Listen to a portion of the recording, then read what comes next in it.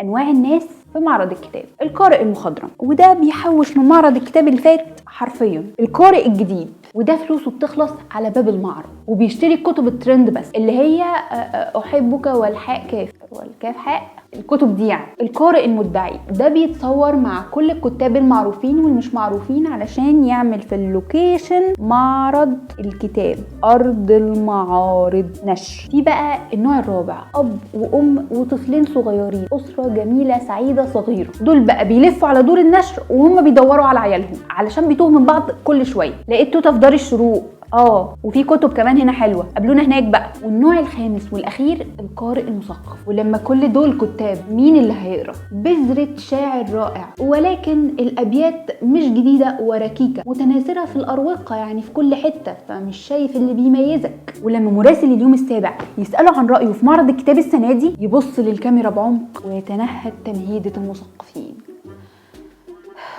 عبث، المشهد كله عبثي، كل ما رأيته محض عبث. عزيزتي، الثقافة إلى زوال. طب يا سيدي شكرا ميرسي، مش هناخد رأيك في حاجة تاني. قولولي بقى انتوا أي نوع من القراء دول، ولو الكتب بالتقسيط هتقسطوها فعلا؟